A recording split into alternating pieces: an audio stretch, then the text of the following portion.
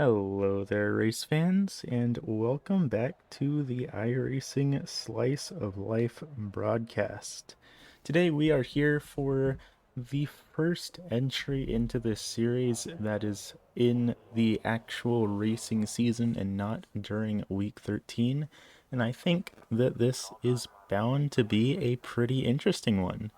Today we are here with the Fanatec Global Challenge, a multi-class series for the D-Class license featuring the Kia Optima and the Cadillac CTS5. Both cars that I personally think are fairly difficult to drive out here. Both cars are cars that are free on the iRacing.com platform when you get a subscription to the simulator. So it's a series that, while it's not the most popular in participation, being kind of difficult to drive cars, it is a pretty good step into the foray of multi-class racing for newer iRacing drivers. Now, tonight, this race will be happening on the Charlotte Motor Speedway Roval, a fairly demanding track that is also free on the iRacing.com platform. It's one that these drivers probably have a pretty decent amount of experience in because the Rookie Mazda series does also go to this track. Coming in at 2.28 miles and 16 turns in length, it is a bit of a handful, but it's a handful that is good to be learning with. So, still a little bit of time left in qualifying. Let's actually take a look down at one of these drivers and see how their qualifying attempt is going. Currently riding on with the 5 of Eric Oglive in the Cadillac, coming into what would be NASCAR turns 3 and 4. I believe that this is turns roughly 13 and 14, if I remember correctly. He's actually going to be pulling it down into pit lane. He has completed his qualifying attempt. And looking throughout the field, it looks like just about everyone has completed their qualifying, bar one or two people. Let's take a little bit further of a look back. We're going to be looking back at the number 6 Cadillac here of Tanner Sharbury, going through that bus stop and going into NASCAR 3 and 4. Let's see what sort of lap time he's going to be able to put down. This is his first qualifying lap. 6.75 of a minute completed, so only a minute left in qualifying. Not a whole lot of time to try and set a second lap. Sharbury gonna set a 1:22.75. That's gonna be putting him 4th overall and 4th in class in that number 6 machine, and he's gonna decide, you know what? That's a good enough starting plot for me. I'm not even going to bother doing my second qualifying lap. So call it roughly a minute left in qualifying. It looks like just about everyone in the field that is wanting to qualify has gone ahead and set a qualifying time already. I can actually pull that up for y'all right about now. Looking like primarily this is going to be a Cadillac filled race, and Cadillac is the faster class in this multi-class series. Currently, fastest overall time by a Cadillac, a 1:20.008, set by Derek Mikowski, whereas the fastest time by a Kia, a full 8.5 seconds slower, a 1:28.667, done by the number 13 machine of Nathan Jones. That said, this is just qualifying time, so not times for everyone in the race. Looks like about 7 people opted against setting a qualifying time here tonight, so they will be starting in the back of the field, but this race is being set up by class, so even if a Cadillac didn't qualify, they would just start at the back of the Cadillac field and not the back of the field overall. So as these drivers make their way down to the starting grid, we can take a look at our starting lineup. Starting out on pole overall in that number 7 machine, that's going to be Derek Mikowski out of New York on the overall pole. Second place going to go back to Steve Gerber in that number 2 machine, with Eric Oglive in the 5 back in P number 3. Fourth going to go back to Tanner Sharbury in the 6 we were riding on board with for the end of his qualifying lap, starting P number 4. Fifth going to go back to Kyle Terriot in the number 3, followed by Devin Dean in the 8 in 6th position. Seventh going to go back to Cody Hall in the 9, with Tom Veros in the 12 to his outside for row number 4. Fifth row going to be comprised of Yapalo Ramo in the 10 and Chad White in the 15, with row number 6 comprised of Jared Simmons and Joseph Sendura. Looking further back in the field, 13th, going to go back to Ryan Myers in the 4, rounding out the Cadillac field, with our 6 Kias comprising of Nathan Jones in the 13, Sergio Barajas in the 14, Jason O'Neilly going in the 17 back in 16th, 17th going to Kanata in the number 1, followed by Pashley in the 11 and 18th, and Kyle Wood in the 16, rounding out this 19 car field. I do gotta reiterate that this is not affiliated with the Pro American Late Model Series, and these cars most definitely are not late models. That's just a little bit of an error with the timing and scoring graphics we have loaded up here. But cars starting to make their way onto the speedway, going to be doing a full pace lap around this nearly 2.5 mile long track, so going to be quite a bit of a pace lap, but that will give y'all a little bit of a time to see the layout of this 16 corner event. A bit of a tricky track. It's got a little bit of elevation change, as you can see right there, which is not something that you traditionally expect for a road course on the infield of a NASCAR track, but sure enough, we have that here. Then a little bit of a decently longish straight, certainly not the longest straight on the track, as we actually have the audio turned on in game. Let's actually fix that.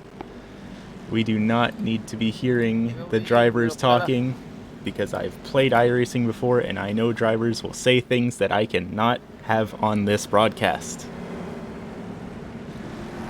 Taking a quick look down from our blimp cam, you can see just a little bit of how massive this track really is. Of course, traditionally this is a NASCAR track that has been repurposed as a road course, and this is one of the road courses that NASCAR actually goes to traditionally during their playoffs. They head here to the Charlotte Roval, and while this year's Charlotte Roval race, this year being 2022, wasn't the most exciting of races, debatably, the 2021 one was very exciting, and for the most part, the Roval puts on pretty good racing in just about any car that you put on this track.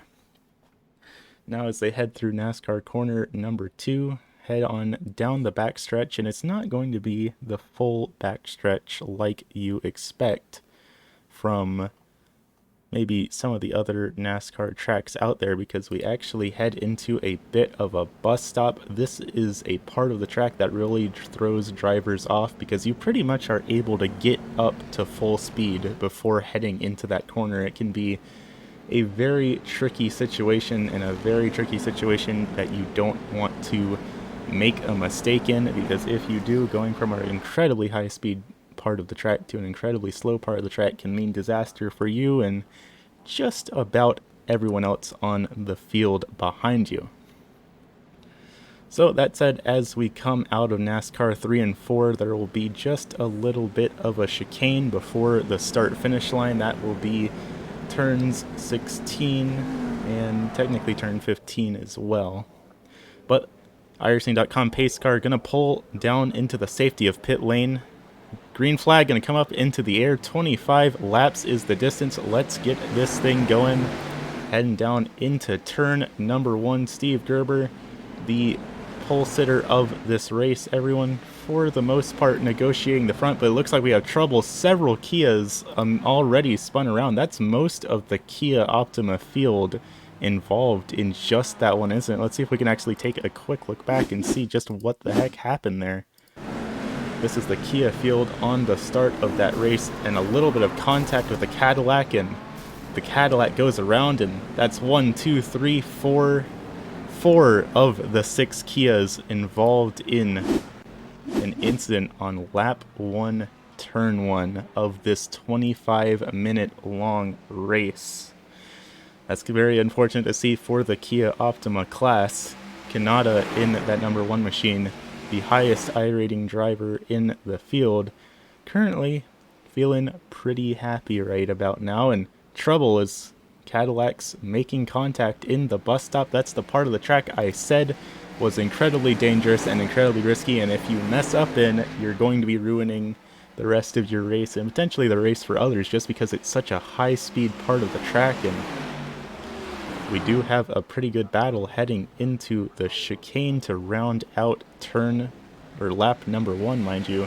Tanner Scarberry going to be our new overall race leader here. Pulling up the track map here, you can see already cars kind of spread all throughout the field. This is a pretty decently long track. Certainly not the longest track to ever exist by any means, but a little bit longer than some of the shorter road courses out there, such as Lime Rock Park or even Summit Point, which is 2 other tracks that we regularly see this series and other, well, let's just say some of the lower division series on the iRacing.com platform go to.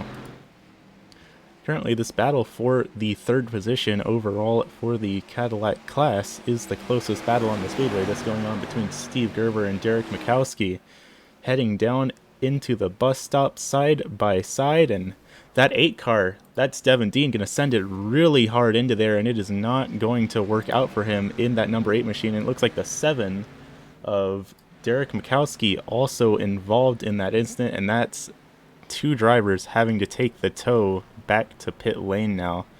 Let's see if we can't get a quick look back at that just to see what happened to these 2 drivers heading down into the chicane, or more like the bus stop, looking at that blue car just making a very deep dive into there. It's not going to work. That is Devin Dean.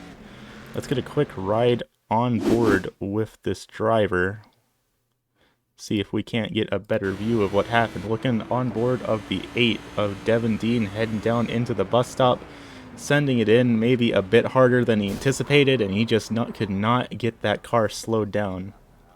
And that's going to be the end of the race for the 8 and the 7 drivers respectively. Looking back at the track, Scarberry still our race leader here tonight, 3 minutes in of this 25-minute long event, and he has built up a very comfortable 4-second lead for himself, between himself and that 2 of Steve Gerber. Over in the Kia Optima, though, the class is, or the difference, I should say, is even more extreme. Kanata, the race leader in the Kia class, currently a full 14-second gap between himself and the 2nd place Kia of, I believe that is Kyle Wood.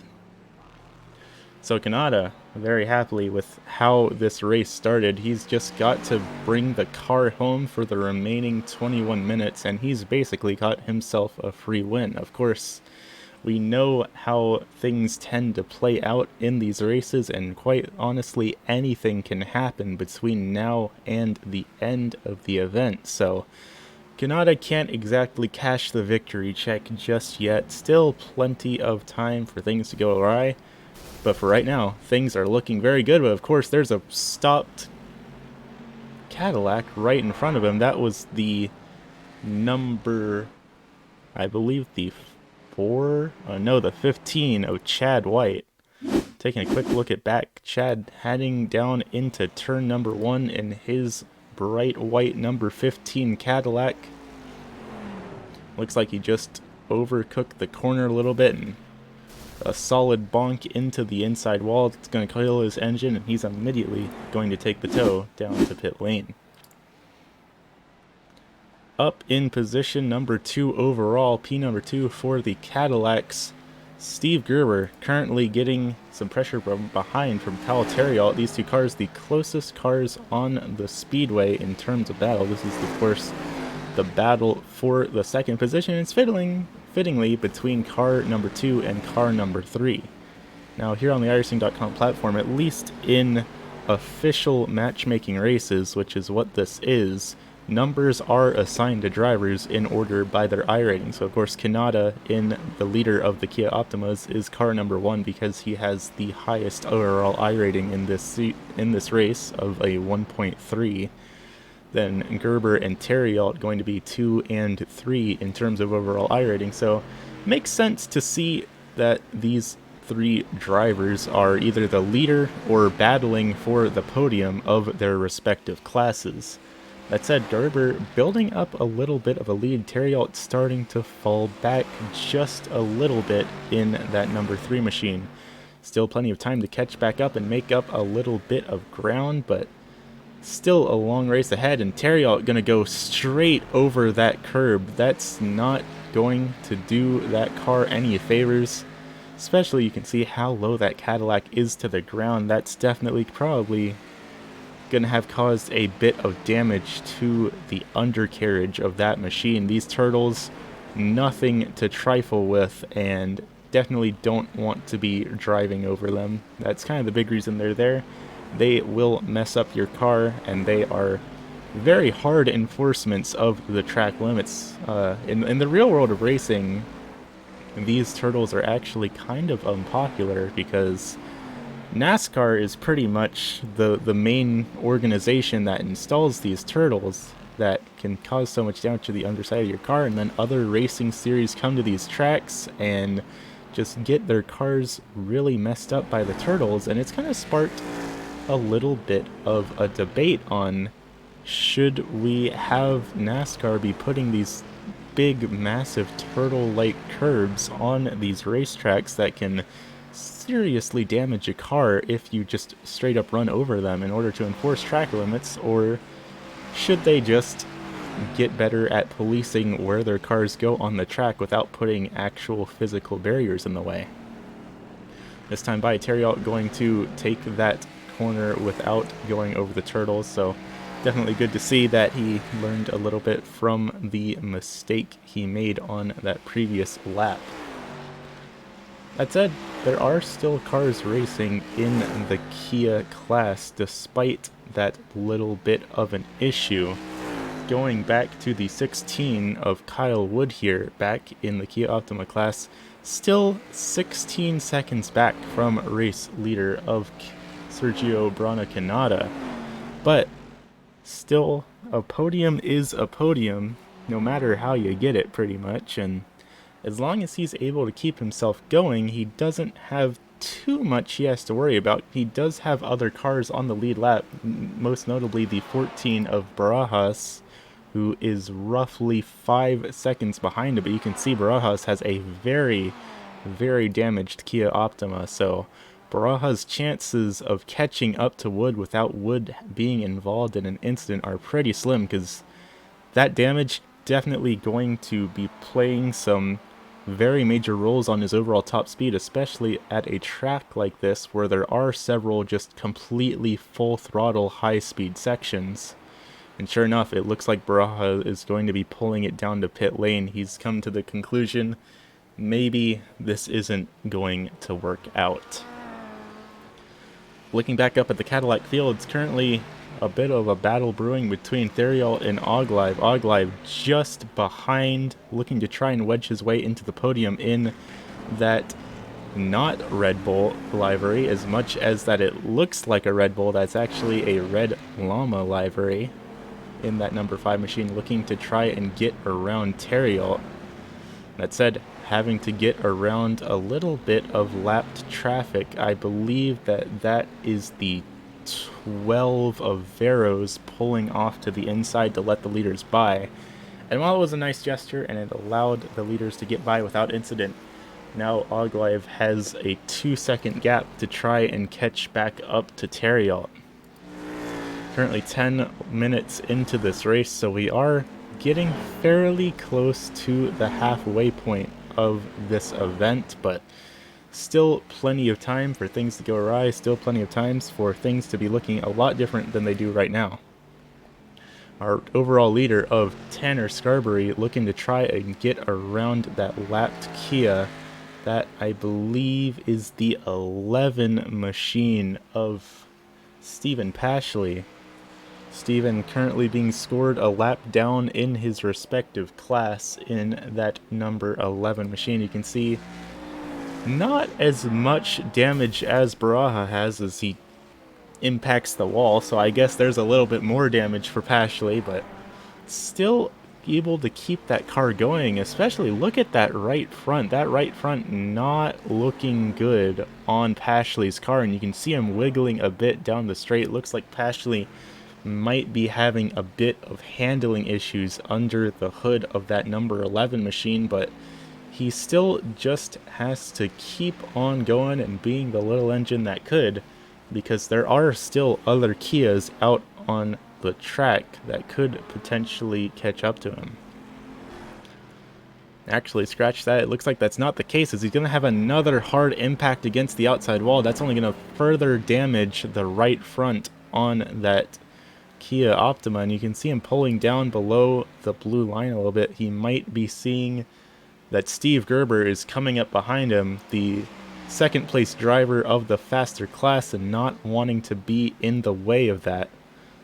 Gerber going to be eating that curb for breakfast. That's not going to do any wonders for that number 2 machine, but that lap car of Pashley going to be pulling it down below the apron to let these leaders by. Gerber, Terriot, and Oglive all still the closest cars on the speedway in terms of battling for position.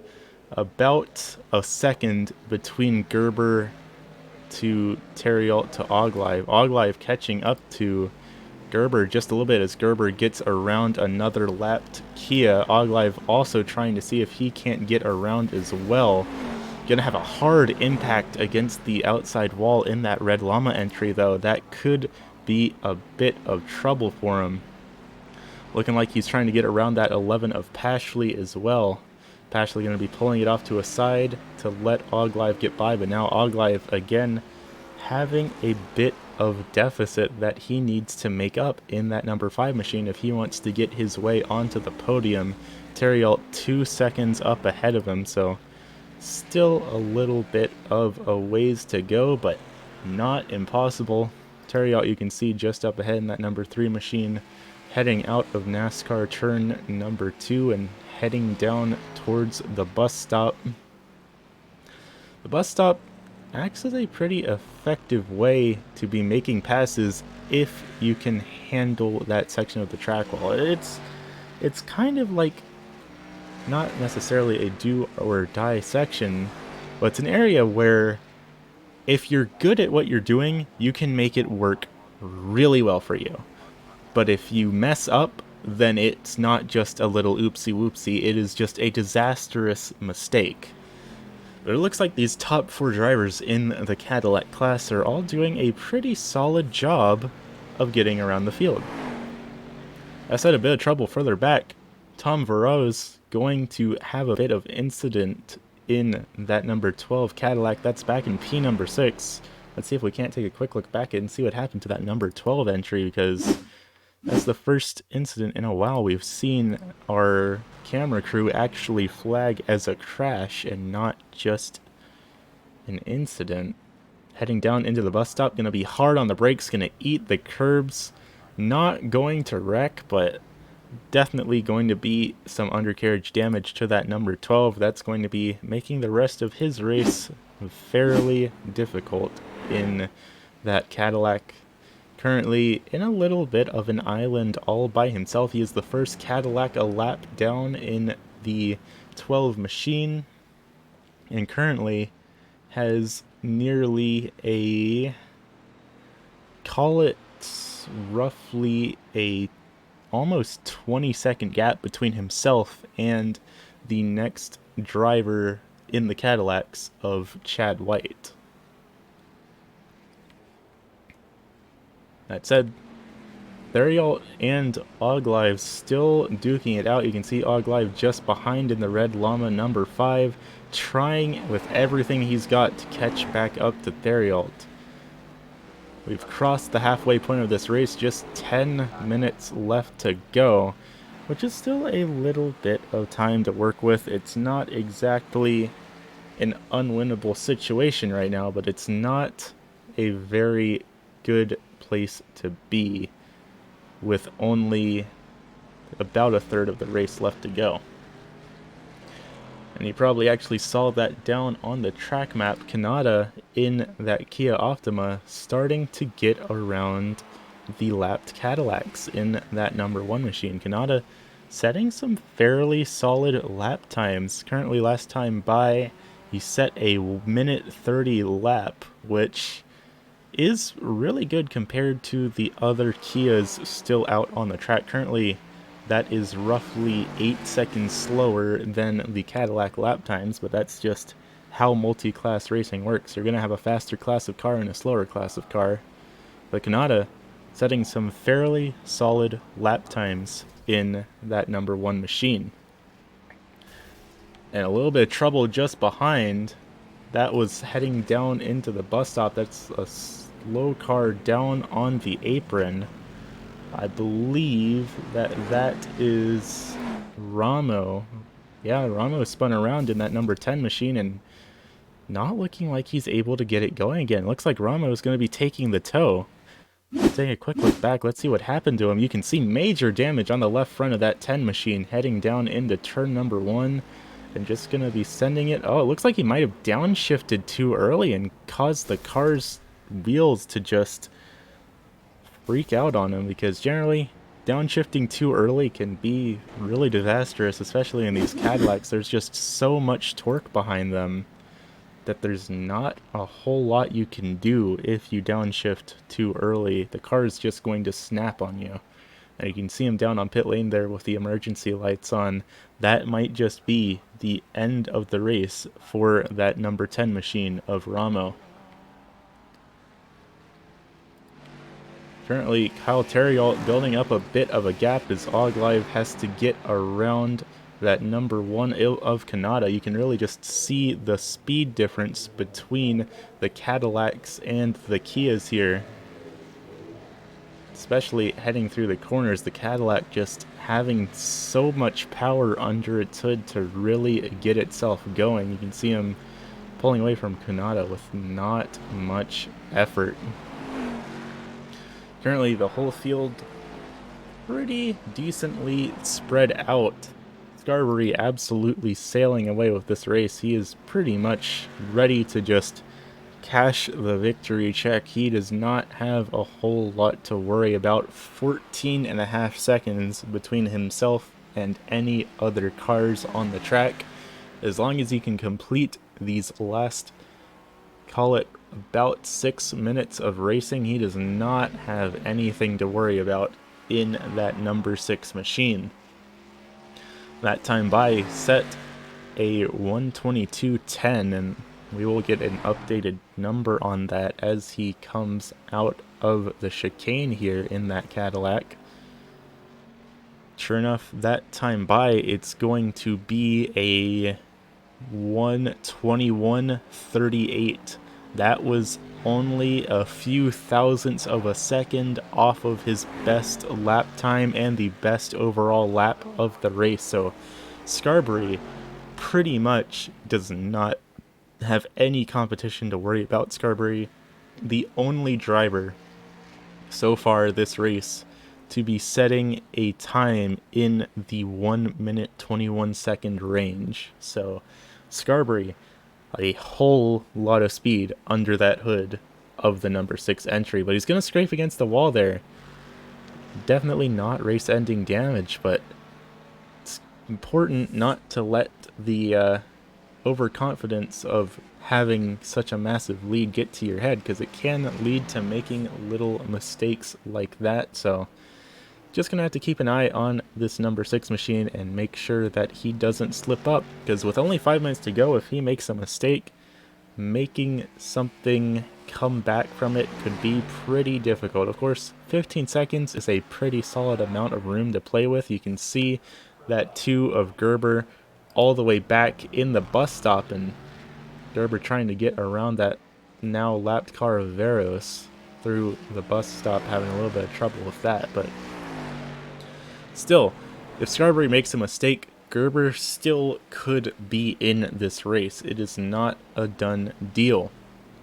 That said, driver that is having a bit of trouble, Oglive, has fallen back. Currently a 5-second gap between himself and Terriot. They were having battles within half a second just a couple laps ago, so it looks like Oglive might have had an incident at some point. We're not seeing anything from our camera crews saying that Oglive wrecked at any point, and looking at his number 5 Red Llama entry, it doesn't look like he has any sort of damage on it, so I'm not quite sure what happened to Oglive to cause him to lose so much pace and so much position on Terriot. But that could be pretty thoroughly cementing himself back in the 4th position unless something happens to these 2 drivers up in the front. Terriot closing the gap on Gerber. The draft coming into effect just a little bit. When you're actually out on the NASCAR section of the track, drafting is a pretty decent amount of a factor, just like it would be if this were an actual NASCAR race on the NASCAR oval, just because going through NASCAR 1 and 2 and heading down the backstretch, you pretty much can reach the top speeds of a lot of the cars that we take to this track before heading into that bus stop. And to a lesser extent into this chicane here, you can't get to exactly full speed, but in some of these cars you can get pretty dang close to it as you enter into that final corner on the track. That time by, Theriot set a faster time than Gerber though, so Gerber potentially starting to have a little bit of pressure under the helmet to worry about. Of course, call it about 2 minutes left in the race, so we could potentially be seeing the white flag go up next time by, depending on when Scarberry crosses the line. So not a whole lot of time left for this driver to negotiate around Gerber, but he's closing the gap, especially as Gerber dives down low to get around that number 14 Kia of Barajas. Barajas being scored in P number 2 and still on the lead lap of his class, but sure enough, Terriot going to make the pass heading down into the bus stop. That's definitely the place to do it if you can make it work for you. And now Gerber is going to be the one that has to go on the offensive, and considering Terriot sent a faster lap less time by, I'm curious to see if Gerber's going to be able to do it or not. You can see Gerber backing up his corner entries just a little bit. He's taking things a little bit more gentle into these corners than Terriot is. Terriot pushing just a bit hard, and sure enough, Gerber set a slower lap time that time by than Terriot did, so things not looking super good for that driver of the number 2 machine. Looks like we have an incident. Or maybe not, that could have just been an issue on our timing and scoring. We got a notification that Barajas in this number 14 just crashed, but looks like he's making it around the track without much issue. Is now Oglive trying to get around that number 14 machine. Oglive was way up, pretty much completely cementing himself in the battle for the podium positions, but now he's just not able to keep the pace anymore in that Red Llama entry. He's now back 9 seconds from Gerber.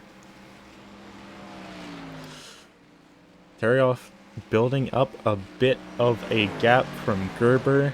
Terriot looking like he's going to be pretty comfortably in the lead of this little battle, heading down into turn 16. And as we cross the line, sure enough, white flag up in the air. This is going to be the last lap of the race for both classes. This is where it all comes down to. Terriot and Gerber, both drivers going to be pushing with everything they have, and sure enough, Terriot scraped the wall just a little bit. Gerber going to overdrive the corner, but he's going to try and use that to get momentum heading into turns 4 and 5. Gerber may actually be catching up to Theriault here. Gerber closing the gap slowly but surely for position number 2.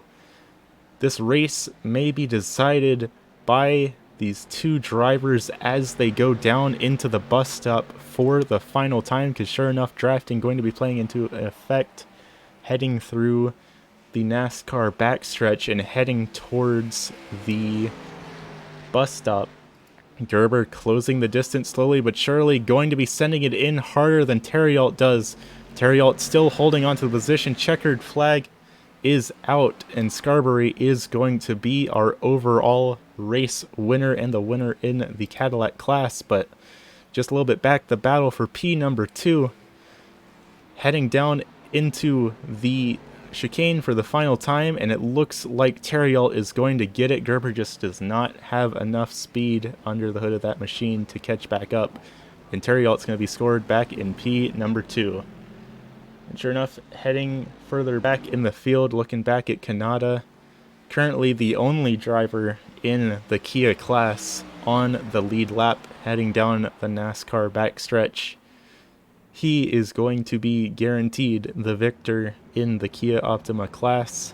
He managed to survive that lap 1 incident, and from there, it was pretty smooth sailing, just a bit of a Sunday cruise around this racetrack, and he's going to take it home in that number 1 machine. Heading down into the chicane for the final time, Kanata is going to be the class winner in the Kia Optimas. And sure enough, that is going to be that for this event here tonight. 20 laps in the books around the Charlotte Motor Speedway road course. And I'll tell you what, it was quite a fun race, I'd say. Currently 1 car still on the track making its way around. That is the 5 of Oglive, doing just a bit of a cool down lap. Going to be a little bit extra immersed in this race and actually bring his car back down to pit road instead of just parking it and closing the simulator. A very good battle and a very solid effort put forward by all of these drivers, and I gotta tell you what, that battle for the top 4 in the Cadillac class was really competitive pretty much all race, and you can see Oglive putting on the emergency lights there, and perhaps a little bit of celebration of bringing home a top 5 in that Red Llama entry. But that's going to be just about all we have for y'all here tonight. Gonna go ahead, bring down the results for this race.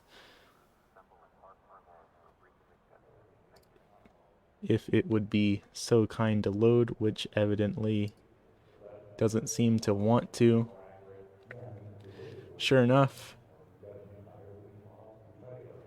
Tanner Scarberry in that number 6 going to be the overall race winner.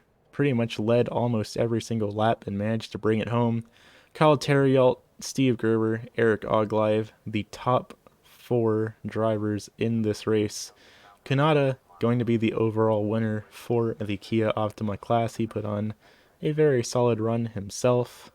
Chad White, Tom Veros following just a bit further back. Baraja is going to be P number 2 for the Kias, with Pashley and Wood being 3rd, 4th. O'Neill going 5th, and Jones 6th for the Kia class. And then, of course, Tom Veros, Ramo, Hall, Mikowski, Dean, Simmons, and Scandura all rounding out the Cadillac field. A pretty solid event by all drivers in the field.